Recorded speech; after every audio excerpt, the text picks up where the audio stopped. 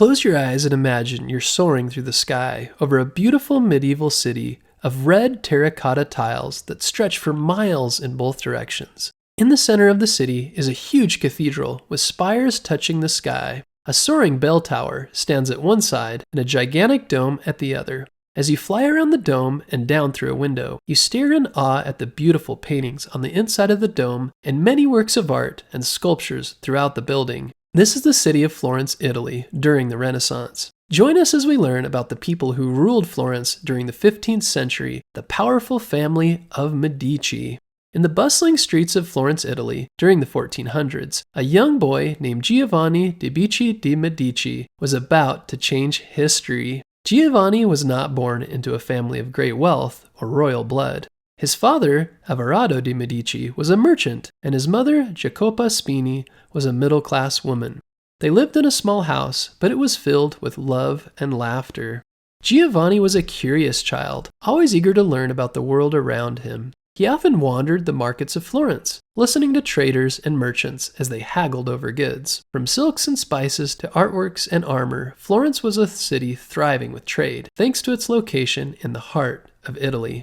When he was just a teenager, Giovanni's father took him on a business trip to Rome. It was there that Giovanni saw his first bank. When people needed to move money to a faraway place, they could give their money to the bank, who would give them a letter with a number showing the amount. Then they could travel to a faraway place and use the letter to get their money. This was much safer than trying to move large amounts of money by wagon or on their horse, especially since the road at the time could be very dangerous. Thieves were known to stop people and take their money. Banks could be used to keep your money safe and to buy things in faraway places. This not only made trading easier, but also safer. Giovanni saw all this going on and was fascinated. Returning to Florence, Giovanni decided to start his own bank. With a small amount of money saved up and a loan from a family friend, Giovanni set up a tiny bank in the local market. It was just a simple table in the market where people could come to trust him with their money. He was friendly and wise, offering to keep people's money safe and help them transfer money to different cities without risk. Banks and banking seem like a simple idea now, but at the time it was very new, and Giovanni wanted to be the one with the biggest, most trusted, and wealthy bank. Over time, his reputation grew. People trusted him because he was fair and kind. His bank began to grow. He also made money on trade. Trade is when you buy items and then sell them for more. He did this all over Europe, along with helping people move and save their money.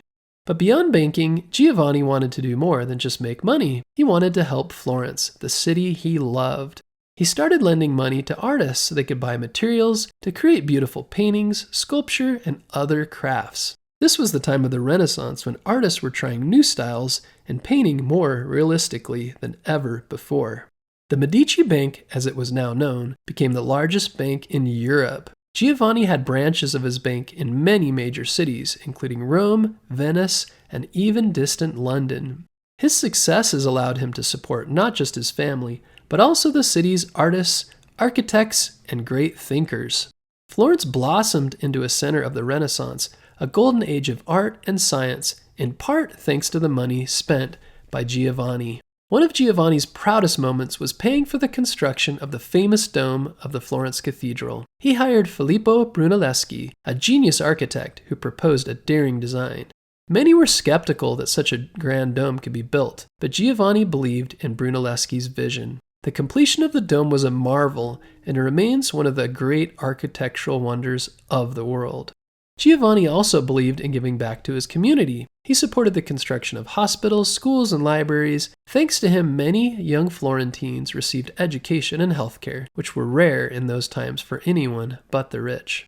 As Giovanni grew older, he trained his sons, Cosimo and Lorenzo, to take over the bank. He taught them everything he knew, not just about banking, but also about being wise leaders and generous supporters of art and culture.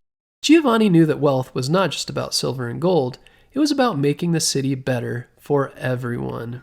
Cosimo, Giovanni's oldest son, was a quick learner, but he loved art more than banking like his father. He loved to stroll through the workshops of sculptors and painters, watching them turn blank canvases and rough stones into breathtaking art. As Cosimo grew into a teenager, Florence was becoming the center of the Renaissance. It was during these years that Cosimo developed a vision for his city. He saw Florence not just as a center of commerce, but as a shining light of culture and learning. When he took over the Medici Bank from his father, he was ready to use his wealth to transform Florence. He believed that beauty and knowledge were as valuable as gold and silver. He started investing in art and building even more than his father. He became a patron of the arts, which means he paid to have them created and support the artists. Cosimo's love for architecture led him to pay for the construction of the San Marco Monastery in Florence. He invited architects to design a building that would reflect the elegance and spiritual depth of the city. The finished building was a peaceful place that became a home for scholars and artists. He also established the Platonic Academy, a school where philosophers gathered to discuss ideas. With Cosimo as patron, this academy became a center for learning in Europe, attracting scholars from all over the continent. But life in Florence wasn't easy for Cosimo. Even though he gave a lot to the city, he also used his money to control some of the leaders. Many people believed he and his family had too much power over Florence, and their use of the wealth to run the city was unfair. One of the competing families, the Albizzi, found enough people to go against them that Cosimo had to leave the city. He was devastated to leave the city he loved. But the Albizzi didn't run Florence as well, and eventually the people asked Cosimo to come back. Back in Florence, Cosimo paid for the construction of public libraries, making knowledge accessible to more than just the rich. He also paid for public projects like aqueducts, which carried clean water through the city. These projects improved daily life in Florence, making it one of the most advanced cities of its time. Like his father, Cosimo taught his children the value of art, culture, and community. When he passed away, his son Pietro took over the Medici Bank and leadership of Florence. We're not going to spend as much time learning about Pietro, but he did carry on his family legacy of running the banks and keeping the finances in order. Pietro's son Lorenzo grew up surrounded by scholars, artists, and poets. From a very young age, he was taught not only about banking and politics, but the value of art and knowledge. Lorenzo had a powerful personality and was very intelligent like his father and grandfather, with a natural ability to lead and inspire those around him. In 1469, he was barely 20 years old when his father passed away, and he was left in charge of the family bank. He paid for great art like his grandfathers, Cosimo and Giovanni, but with even greater enthusiasm. He surrounded himself with poets and scholars too, who helped him turn Florence into the intellectual and artistic capital of Europe. One of the most famous artists and inventors of the Renaissance was Leonardo da Vinci. Lorenzo was a patron to Leonardo and to Michelangelo, two of the most famous artists. He became known as Lorenzo the Magnificent for all of his different qualities. He was also a very skilled politician. This means he knew how to work with leaders in the government. But unfortunately, often the way he worked with leaders was unfair because he used his money to pay for who was in power and how they voted. He was like a king of Florence, but he did it in a secret way by using the money to make things go his way. At the time, many of the different cities in what is now Italy competed for power. Cities such as Rome, Milan, Venice, Naples, and Genoa. Because all these cities were competing for power, Lorenzo's reign as leader of Florence was not without its challenges. In 1478, someone tried to assassinate him during church in the Duomo of Florence. Lorenzo survived, but the attack left scars that would affect his leadership and the safety of his family. As he grew older, running Florence became harder and harder. The bank wasn't as powerful as when his father was in charge, and his building projects and art became too expensive for the family to pay for. He died in 1492, yet the world has Lorenzo and his father and grandfather to thank for much of the beautiful artwork and buildings you can still visit in Florence today. The Medici family, through its generations, showed both the good and ill that come with great power. They were patrons of the arts and education and helped keep Florence stable. However, their leadership also included times of extreme control, corruption, and abuses of power.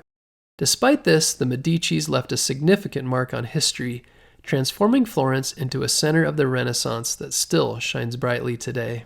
The story of the Medici family from Giovanni to Cosimo to Lorenzo teaches us that with great power and wealth comes great responsibility to foster culture, knowledge, and beauty. Their legacy reminds us that we all have the capacity to contribute to a better society.